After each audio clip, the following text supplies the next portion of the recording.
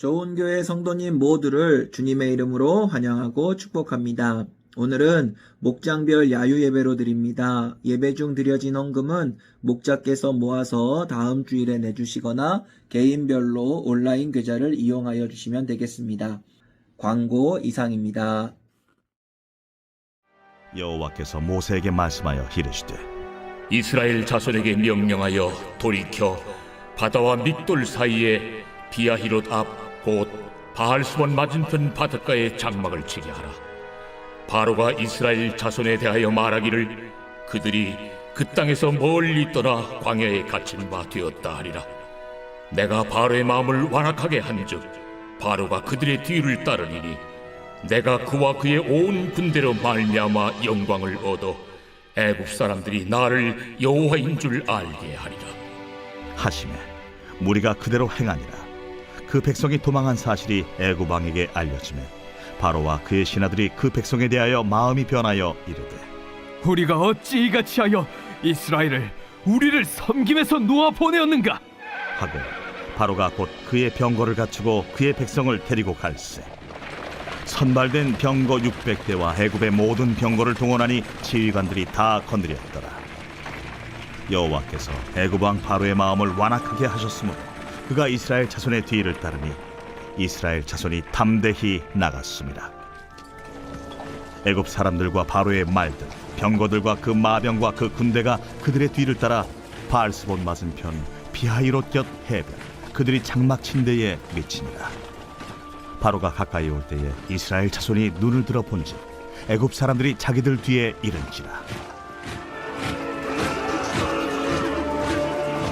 이스라엘 자손이 심히 두려워하여 여호와께 부르짖고 그들이 또 모세에게 이르되 애굽에 매장지가 없어서 당신이 우리를 이끌어내어 이 광야에서 죽게 하느냐 어찌하여 당신이 우리를 애굽에서 이끌어내어 우리에게 이같이 하느냐 우리가 애굽에서 당신에게 이른 말이 이것이 아니냐.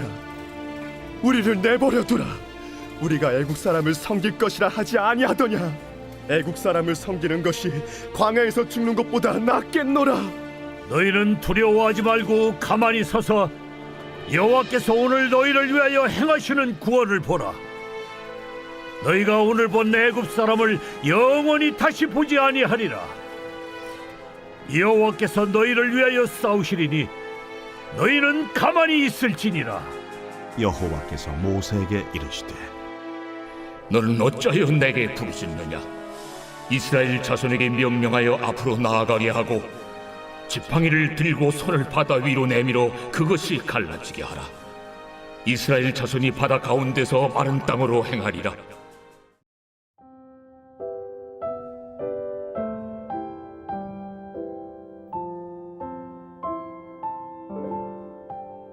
할렐루야. 오늘은 영상으로 인사드립니다. 오늘은 목장 야외 예배로 드리고 있지요. 교회를 벗어나서 주일에 사랑하는 목원들과 함께 하나님이 주시는 자유를 만끽하는 날, 무엇보다 식당 봉사를 벗어나는 날. 그래서 저는 오늘 해방과 자유의 날, 출애굽기 말씀을 함께 살펴보려고 합니다. 오늘 이스라엘 백성들은요, 무려 430년 만에 노예 생활에서 해방을 받았습니다.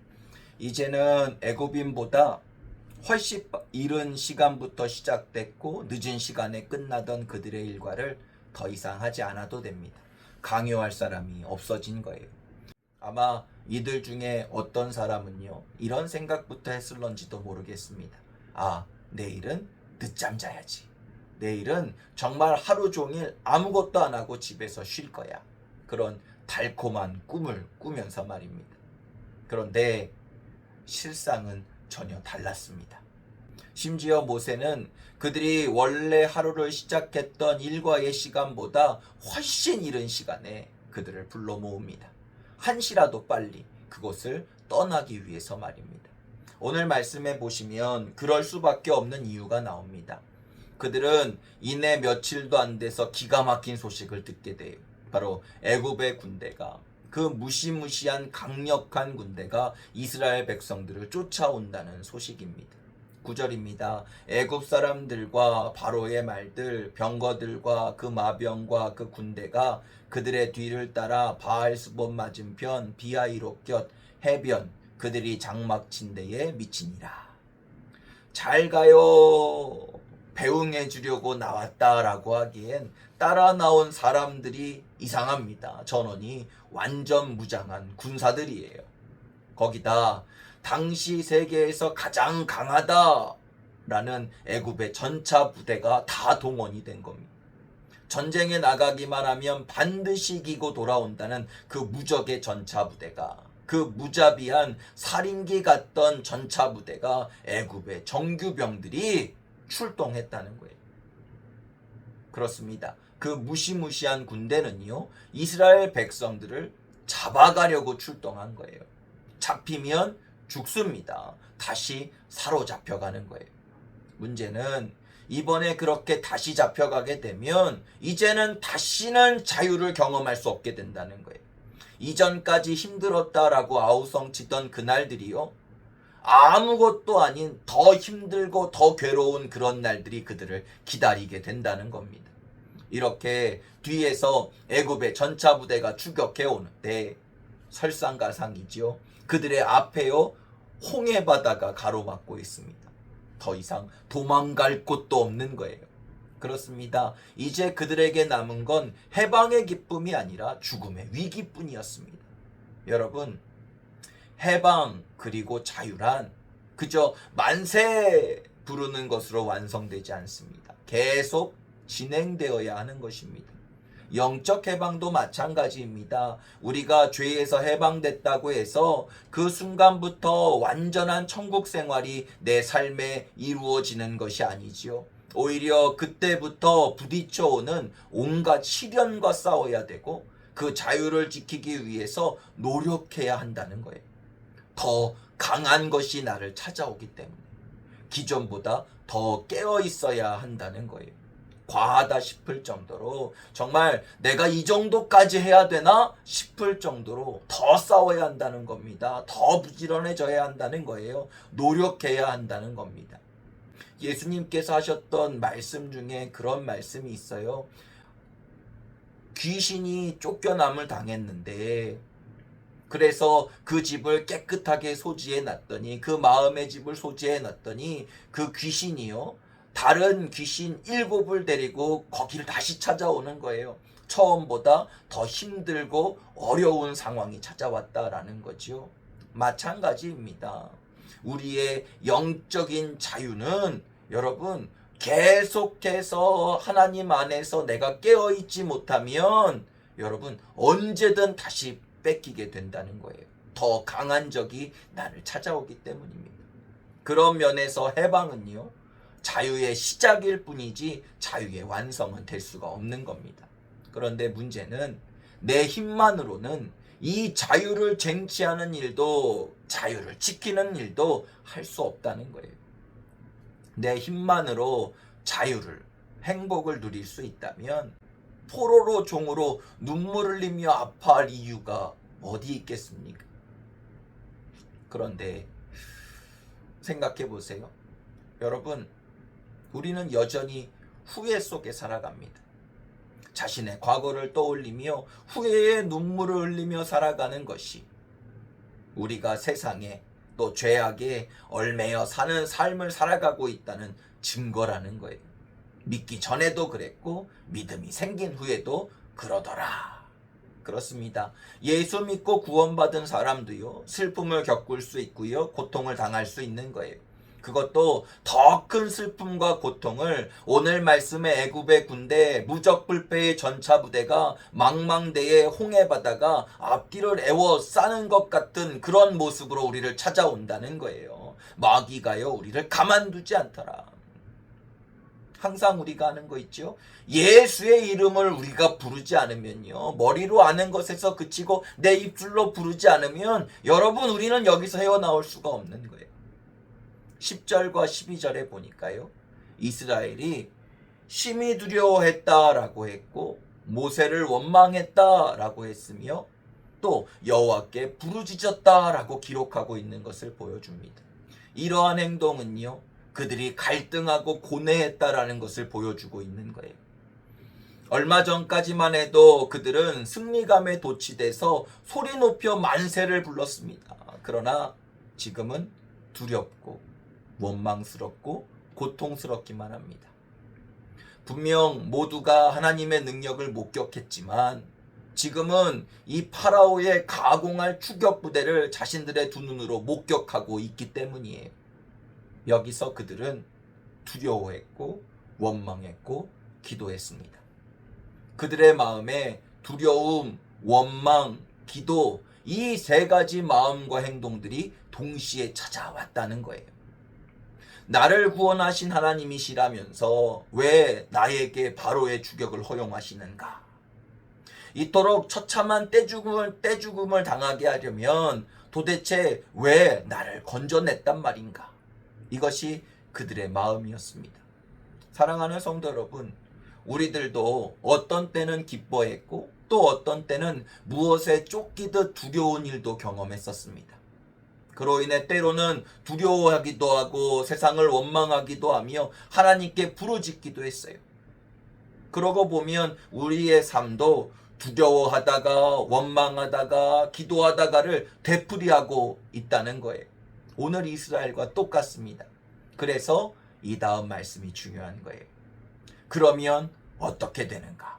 어떻게 해야 하는가? 과연 바뀔 수는 있는가? 해결 방법은 있는가? 우리 인생엔 이처럼 언제나 물음이 가득하지만요, 하나님의 말씀엔 언제나 해답이 있습니다. 모세는 이렇게 전전긍긍하는 이스라엘 사람들에게 단 2가지만을 명령합니다. 첫째, 두려워하지 마라. 이 명령은요, 하나님께서 하나님의 사람들에게 자주 주셨던 명령이에요. 그러고 보니까 실제로 성경을 찾아보니 이 두려워하지 말라라는 명령이요, 무려 365번이나 기록되어져 있습니다. 365번. 1년이 365일이죠. 하루에 한 번은 하나님이 이 말씀을 주신다는 거예요. 누구에게요? 나에게, 우리들에게. 두려워하지 마라. 걱정하지 마라. 염려하지 마라. 자, 2번째, 가만히 서 있으라. 13절에 가만히 서서 또 14절 보시면요, 가만히 있을지니라 라고 기록하고 있습니다. 이유가 무엇이든 두려워하는 사람은요, 가만히 있을 수가 없는 거예요. 심리적으로 불안하기 때문에 이상한 행동을 할 수밖에 없습니다. 손톱을 물어뜯는다든지 다리를 떤다든지 불필요한 수다를 떤다든지 안 하던 행동도 하고 술도 마시고 약도 찾고 여하튼 반드시 불필요한 행동들을 하게 돼요. 가로놓인 홍해를 바라보면서 가까워지는 전차 부대의 그 말발굽 소리들을 들으면서 가만히 있을 수 있다라는 것은 사실상 불가능한 일이라는 거예요. 그러나 모세는요, 그런 이스라엘 백성들을 바라보며 제발 좀 가만히 있으라, 가만히 서 있으라 라고 명령합니다. 그러면서 동시에 오늘 여호와께서 너희를 위하여 행하시는 구원을 보라 라고 이야기합니다. 이 말씀이 중요합니다. 그냥 우두커니 서서 가만히, 정말 가만히를 세워놓은 것처럼 가만히 있으라는 게 아니에요. 그런 바보처럼 서 있으라는 게 아닙니다. 앞에는 홍해가 놓여 있고 좌우에는 산이 가로막혀 있고 뒤에서는 추격 부대가 가까이 오고 있는 상황에서 어떻게 그 누가 가만히 서 있을 수 있겠습니까? 그래서 소리를 지르기도 했고 하나님을 원망하기도 했고 모세를 향해 돌을 던지기도 하고 대성통곡됐던 겁니다. 그때 모세가 말합니다. 너희는 두려워 말고 가만히 서 있으라. 여호와께서 너희를 위하여 싸우시리니 너희는 가만히 있으라. 그렇습니다. 그냥 바보처럼 서 있으라는 게 아니에요. 너희를 위하여 하나님이 싸우실 것이니 하나님께서 너희를 반드시 구원하실 것이니 이를 믿으라 라는 겁니다. 믿고 침착하게 가만히 있으라. 하나님의 역사를 기다리라. 그리고 나를 위해, 우리를 위해 행하시는 하나님의 이 놀라운 일들을 하나도 빠짐없이 다 지켜보라는 그런 말씀인 거예요. 그날 하나님은요, 실제로 엄청난 기적을 행하셨습니다. 모세가 지팡이를 손에 잡고 두 손을 들어 홍해를 가리키자 동풍이 불기 시작하더니 홍해 한가운데로부터 길이 뻥하니 뚫리는 거예요. 우리가 흔히 이 일을 상상해 보면요, 영화 장면을 떠올리게 돼요. 이와 관련된 영화들이 많이 있는데요, 그 영화들을 보면 물이 좌우로 이렇게 쫙 갈라져서 벽을 이루고요, 길이 열리는데 사실 그 영상으로 보는 그 길이 그리 넓지는 않습니다. 사실대로 꼭 표현하지 않아도 길이 열리는 것만 표현해도 하나님의 능력은 충분히 전달되기 때문이에요. 넓게 뭔가를 만들다 보면 돈이 많이 드는 거죠. 제작비가 많이 든다는 거예요. 굳이 이런데 많은 돈을 들일 필요가 없기 때문에 그냥 그 정도 스케일로 만든 거예요. 그런데 실상은 엄청났습니다. 당시 이스라엘 백성들이 하룻밤 안에 그 홍해를 건너가기 위해서는 수많은 사람들이 한꺼번에 이동할 수 있을 만큼 엄청난 넓이로 바다가 갈라져 길이 생겨야만 했습니다. 수많은 사람들이 대열을 이루어서 그 넓은 바다를 한꺼번에, 그것도 하룻밤 만에 건너가야 했기 때문에 우리는 감히 상상조차 할 수 없을 만큼 엄청난 넓이로 바다에 벽이 쌓여지고 길이 만들어졌다는 거예요. 참 감사하게 학자들이요, 이걸 또 계산해 줬습니다. 당시 이스라엘 백성의 수를 최소 350만 명으로 가정하고 있는데요, 이들을 2명씩만 이렇게 줄을 세워서 일자로 쭉 줄을 세워가지고 그 홍해를 건너간다고 계산을 했더니 꼬박 그 홍해를 건너는데 35일이 걸린다고 합니다. 그러니까 하룻밤 만에 다 건너야 되잖아요. 거기에 이 무리에는 노인들도 있고 갓난아기들도 있고 짐도 있고 가축도 있습니다. 이런 것 저런 거 다 고려해 보니까 하룻밤 만에 이 홍해를 건너가려면요, 최소 5만 명이 동시에 한꺼번에 지나갈 수 있을 정도로 길이 만들어져야 한다라는 결론이 나온 거예요. 5만 명이 한꺼번에 통과하려면 그 길의 폭은 최소 16km는 돼야 한다고 합니다. 16km면요, 마포대교를 12개 붙여놓은 길이에요. 어마어마한 겁니다. 그걸 그들이 봤다는 거예요. 경험한 겁니다. 나를 믿고 두려워하지 마라. 가만히 있어 내가 하는 일을 보라. 여러분, 우리도 볼 수 있습니다. 우리도 경험할 수 있습니다. 오늘도 하나님은 우리에게도 동일하게 말씀하고 계시기 때문입니다. 이스라엘이 홍해를 육지같이 건너고 난 후 추격대가 홍해에 들어섰을 때 하나님은 그들을 그 바다에 수장시켜 버리십니다. 말씀해 보니까 그 물벽을 허무셨다라고 기록하고 있죠. 이스라엘 백성들이 방금 자기들이 지나왔던 그곳이 죽음의 현장으로 바뀌는 모습을 본 것입니다. 그들은 그날 하나님의 행하시는 구원을 두 눈으로 똑똑히 보았습니다. 자신이 죽을 수 있던 그곳을 지키시고 구원하신 하나님을 말이죠. 그랬더니 이제야 비로소 이스라엘 백성들의 입에서 불평과 원망이 그치고 찬양이 흘러나오기 시작합니다. 내가 여호와를 찬송하리니 하나님이 나의 구원이십니다. 하나님이 나의 힘이십니다. 내가 찬송하고 높이리이다. 그래서 오늘 말씀 이후의 15장의 내용은요, 온통 찬양 내용으로 가득 차 있습니다. 누가 시킨 게 아니에요. 누가 알려줘서 한 게 아닙니다. 그들이 보았기 때문에, 그들이 경험했기 때문에 자신을 구원하신 놀라운 하나님을 찬양할 수밖에 없더라. 구원을 입은 자가 해야 할 일, 은혜를 입은 자의 입술의 고백은요, 여러분, 그래서 찬송밖에는 없는 겁니다.